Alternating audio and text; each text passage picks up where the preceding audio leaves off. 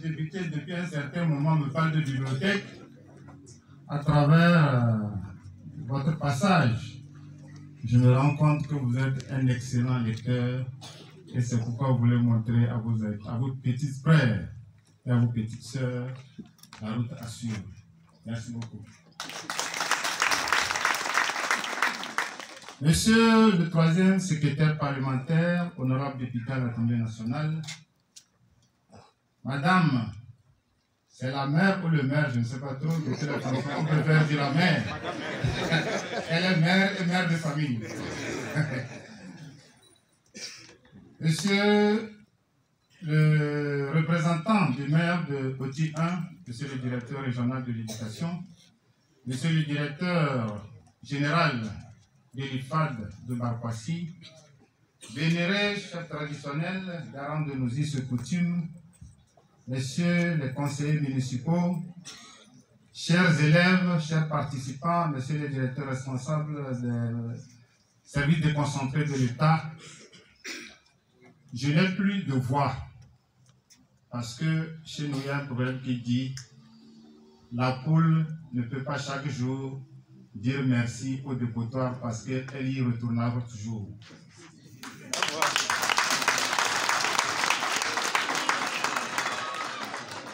L'honorable député n'est pas à son premier acte.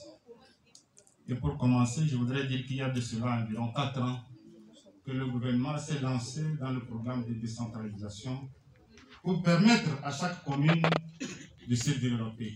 Et à chaque fois que je me suis rendu dans la commune de Loti 2 ou bien dans la commune de Loti 1, j'ai toujours demandé que le développement ne doit pas être l'affaire de Madame le maire, des conseillers seuls.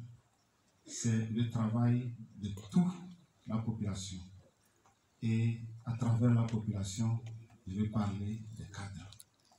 Et c'est un exemple à ne plus citer que l'honorable député Noël de Bouquet. Ne serait-ce que dans cette enceinte, nous avons déjà une salle de spectacle qui est en cours de construction.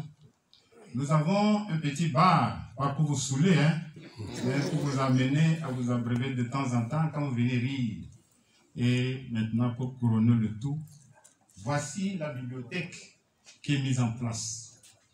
Et la radio, que nous appelons toujours le quatrième pouvoir, il sait très bien faire ses choix. À travers la radio, nos parents, nos élèves, tout le monde pourra être au courant de ce qui se passe dans notre préfecture et particulièrement dans notre commune. Monsieur l'honorable député, encore une fois, merci.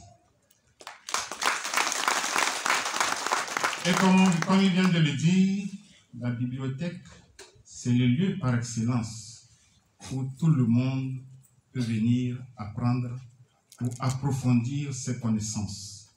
Et moi, je voudrais ajouter qu'en dehors des élèves et des enseignants, même les retraités doivent venir lire parce qu'il vient de le dire, c'est le lieu par excellence où l'on peut se déstresser. Nous sommes actuellement dans une phase où le stress abat beaucoup de personnes et sur le plan scientifique, tout le monde sait qu'aujourd'hui nous avons les AVC et c'est généralement à partir du stress. Donc j'invite non seulement les élèves, les enseignants, mais aussi nos parents retraités qui ne sont pas illettrés de passer dans cette bibliothèque pour se déstresser, pour mieux apprendre et donner plus de tonus à leur cerveau.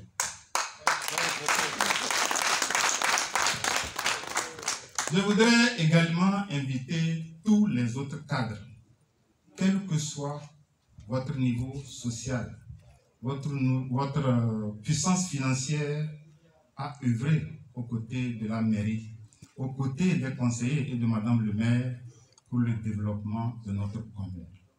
Si monsieur le député, chaque fois qu'il y a une situation, il est là pour nous aider, ce n'est pas pour nous montrer qu'il en a beaucoup. C'est parce qu'il sait d'où il vient et où il va. Je suis sûr que l'honorable n'avait pas eu cette chance-là d'avoir une bibliothèque dans son village à Dampour que je connais.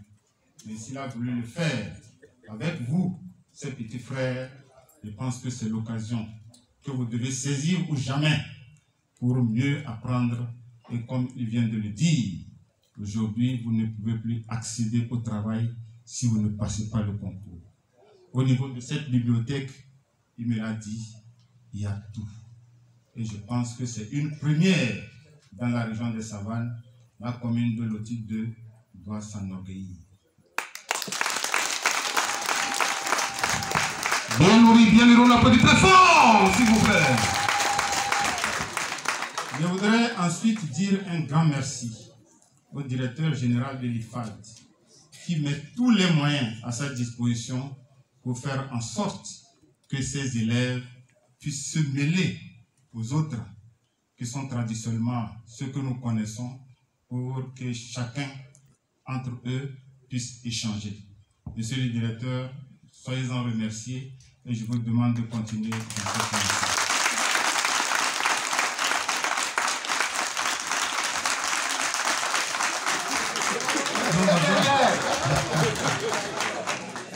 Chers élèves de l'IFAD, je pense que c'est aussi le moyen pour vous. Le responsable de CDP vient de le dire, il y a des livres qui vous concernent.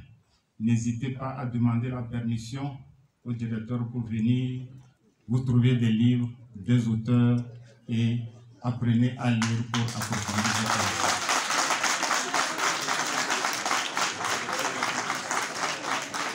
Pour finir, je voudrais encore une fois dire merci à monsieur l'honorable député qui ne s'est pas arrêté seulement de construire, mais il a cherché le personnel. Et parmi ce personnel, il a pensé aux handicapés. Et je pense que c'est un moment qui m'a été très touchant.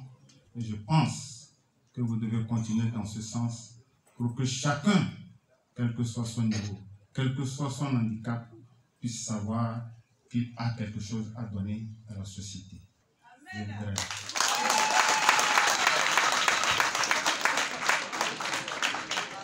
Je voudrais aussi demander aux enseignants, c'est vrai que c'est toujours difficile. Aujourd'hui, les élèves sont plus enclins au TIC. Comme vous le dites souvent, TikTok,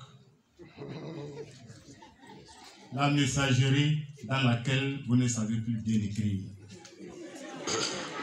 Cette bibliothèque doit vous permettre d'abandonner WhatsApp pour venir. Je suis sûr qu'aujourd'hui, quand on fait la dictée de CP1 ou bien de CP2, les élèves de CM2 vont faire plus de 10 fautes. Il est temps d'arrêter et surtout comme la bibliothèque est en place, laissez les TIC et venez beaucoup plus à la bibliothèque. Et pour finir, pour ne pas vous faire rire, je pense que la bibliothèque attire, doit vous attirer pour que vous veniez. Merci.